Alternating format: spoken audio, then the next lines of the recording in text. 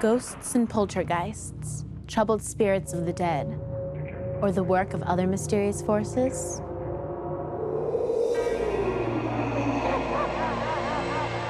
Dead people walking through walls, talking to us, throwing things violently about. Do ghosts really exist, or are they just the work of our imaginations?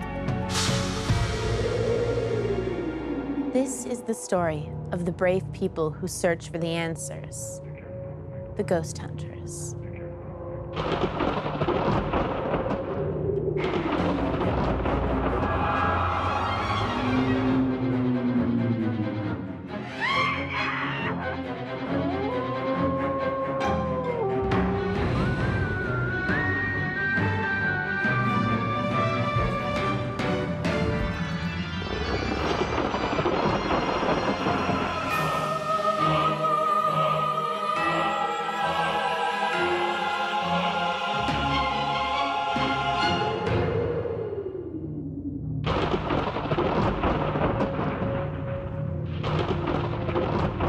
Ghosts and goblins, spooks and spirits.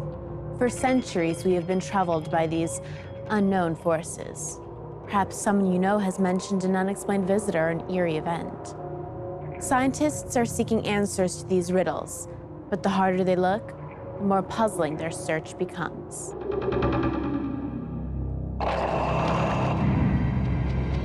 Some experts now believe that what we see as ghosts are actually evidence of a powerful force of nature called electromagnetism. Bell House in Valdosta, Georgia is a hotel with a so-called ghost. It scared me. I mean, I couldn't talk, I couldn't run, and or anything like that, you know. But he just looked. I don't, you know, pardon the pun, but it was just a dead expression on his face. The owners claim the visitor is the ghost of David S. Bell, a man who sold medicine from the back of a horse-drawn cart until he died here 35 years ago. They believe his spirit is still here, haunting stairwells and hallways. The owners want to know how to evict this unwelcome house guest. For that, they have summoned Dr. William Roll. For 50 years, he's been using the science of parapsychology to study ghosts. One after the other, Dr. Roll questions the people who work here about their ghostly encounters. And when I felt this panting, and I turned around, there was nothing there, then it really bothered me. Really?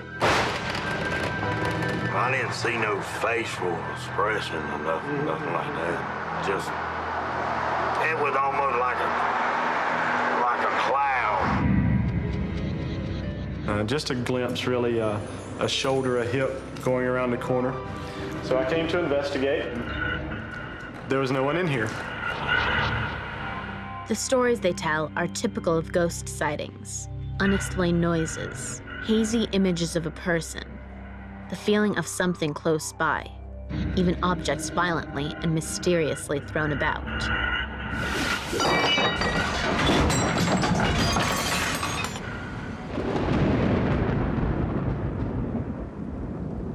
Dr. Dean Radin, a leading parapsychologist from the University of Nevada, has many possible explanations for hauntings.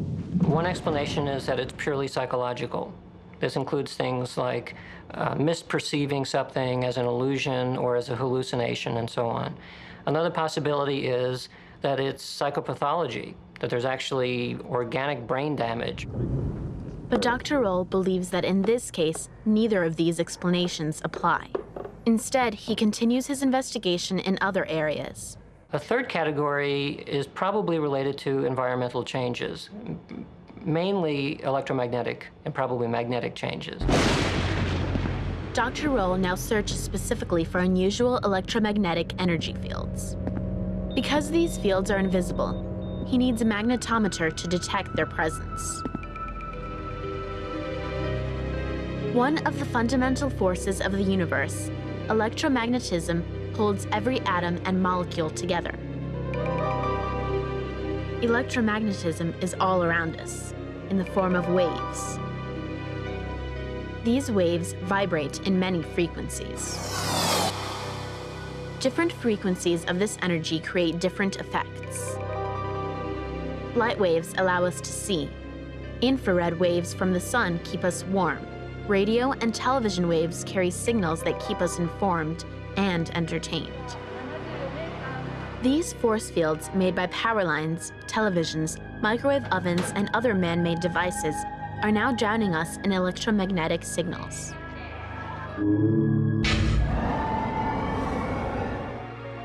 Some scientists believe these same signals could explain why people see ghosts. Is your TV sending out a mysterious energy that possesses the mind?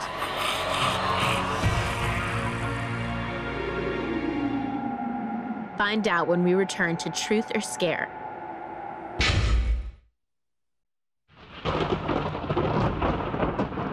Electromagnetic energy is all around us. It's emitted from our televisions, microwaves, and computers.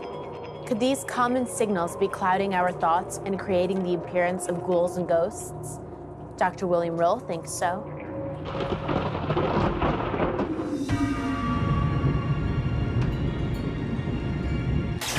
When the head or the brain is surrounded by a strong field, magnetic field, it creates electric currents in the brain. And that can give rise to all kinds of unusual experiences. Dr. Roll walks from room to room, measuring the electromagnetic force fields.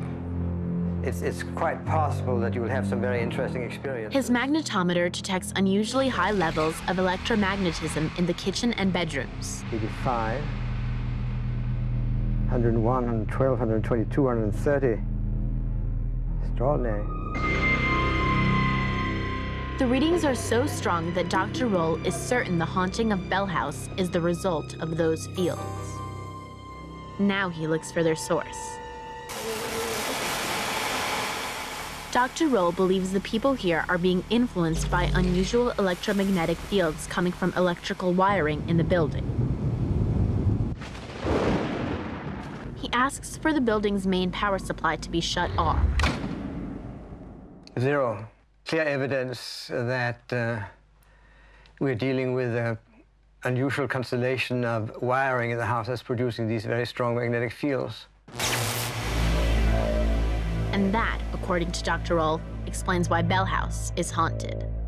The people I've spoken to seem very sincere, very truthful. The experiences I've had are unusual, are strange.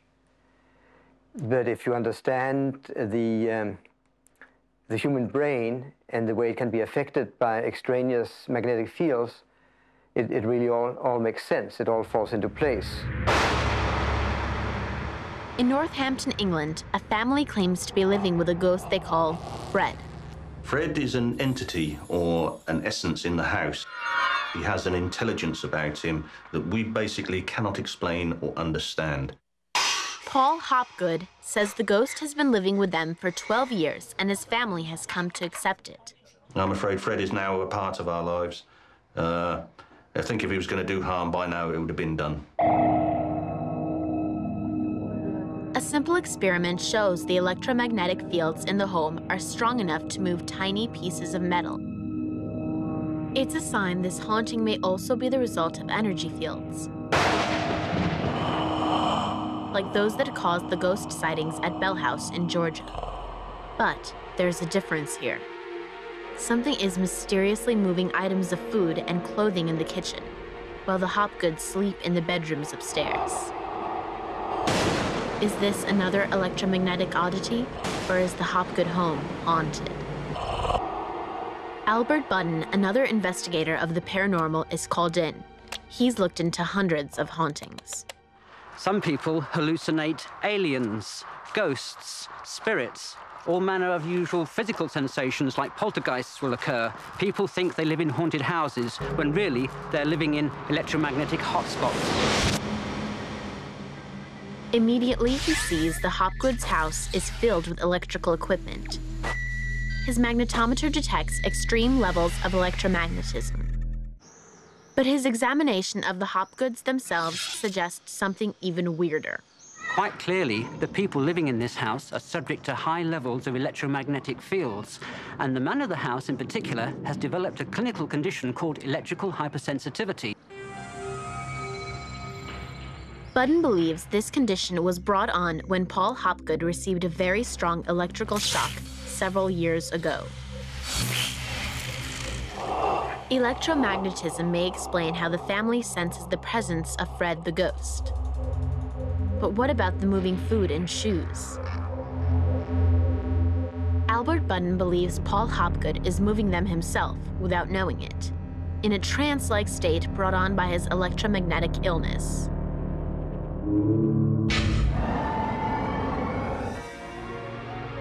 But how could electromagnetism explain hauntings that happened hundreds of years ago, before the discovery of electricity? We take a closer look at ancient ghost sightings when Truth or Scare returns.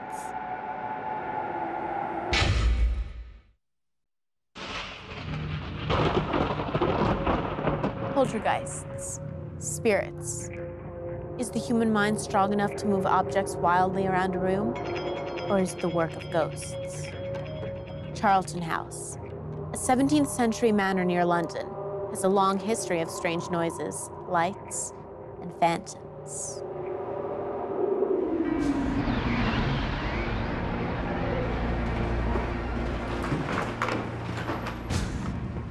The Association for the Scientific Study of Anomalous Phenomena, or ASAP, has monitored this old stone building for years, using an arsenal of ghost detection gear.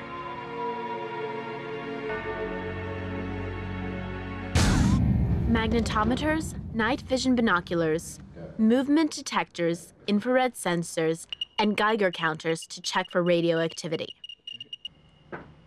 The team monitored the building for changes in temperature, movement, light, and sound levels. They're looking for explanations for the ghostly hauntings.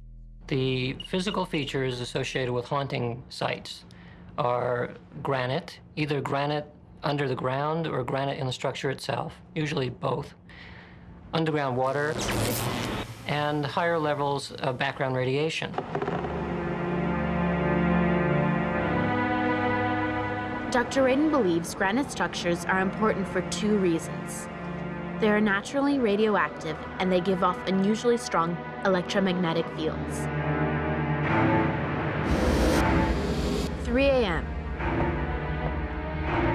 Parapsychologists say this is the time of night when most ghost sightings occur.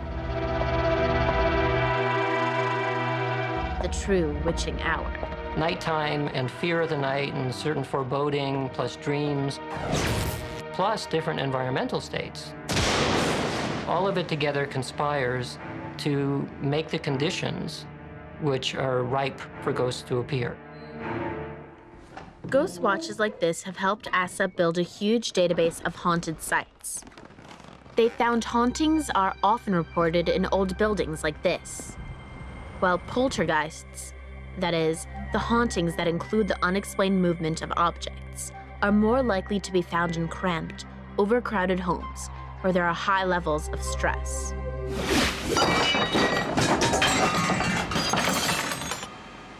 There's almost always a single person who is identified as the cause of that movement, typically a troubled teenager. When that teenager is taken away from the poltergeist site, the movements stop. So it looks like a person is causing these events. Could the human mind be powerful enough to control the physical world and create these eerie events? Dr. Dean Radin's experiments at the University of Nevada show there may be a link between these odd movements and the power of the mind. This robotic arm moves randomly. On average, it successfully places the object in a container after 25 moves. When the subject consciously tries to influence the machine with their thoughts, they can reduce the number of moves to as few as 2. Dr. Radin calls this direct mind-matter interaction, and he believes it may help us understand how the mind could cause much larger objects to fly across the room, as if thrown by a poltergeist. In Vancouver, Canada, there is amazing evidence that bigger objects can be manipulated, again with the help of electromagnetic radiation. Physicist John Hutchison discovered that giant Tesla coils, which are generators of massive amounts of electromagnetic fields, were able to lift objects nearby.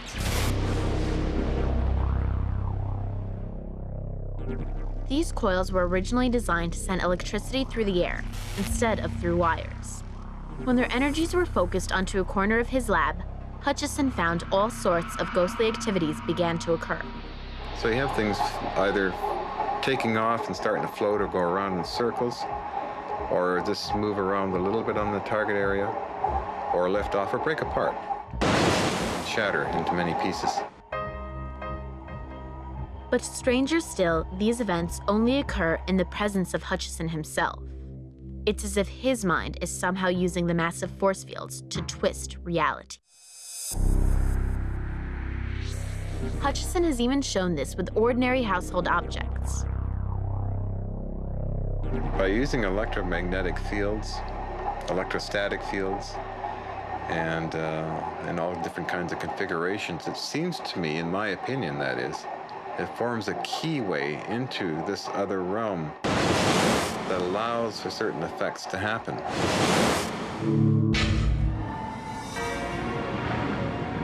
If the mind uses electromagnetism to create ghostly effects, is this only a modern condition?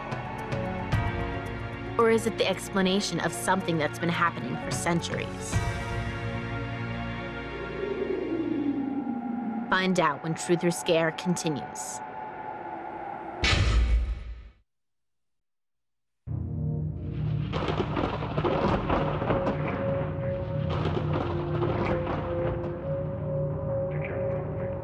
The ancient Druid site of Stonehenge was for 5,000 years a place of strange visions and mystical events.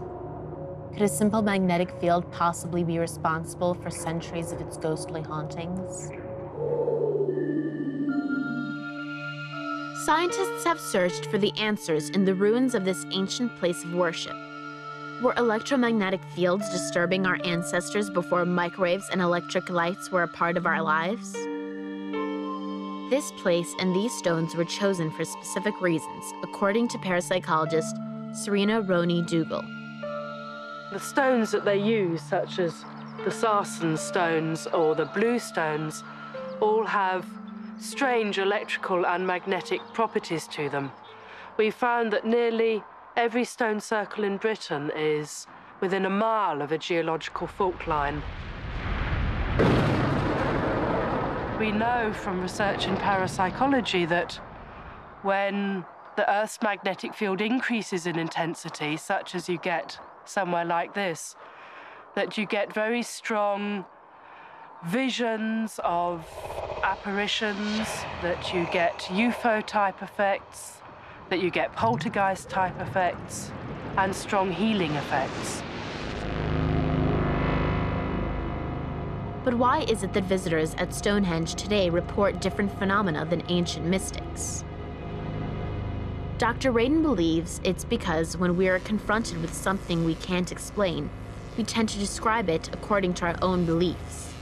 If there's a blob of light in a room caused by who knows what reason, and you ask 10 people to describe what they saw, a religious person might report seeing a religious deity, perhaps. A scientist might report seeing a globe of light.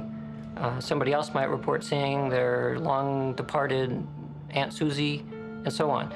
People's expectations will drive how they perceive these unusual events.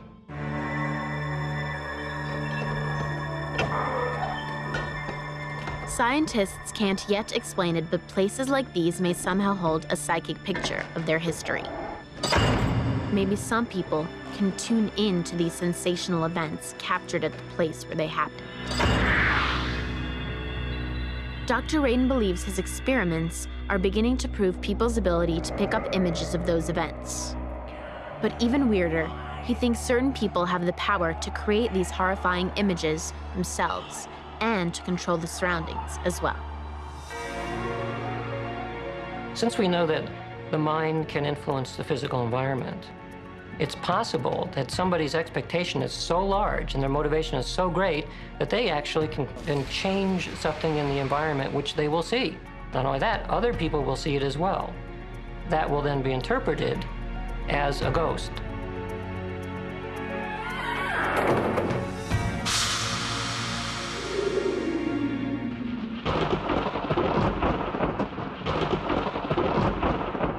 The study of ghosts and goblins is revealing a strange new world.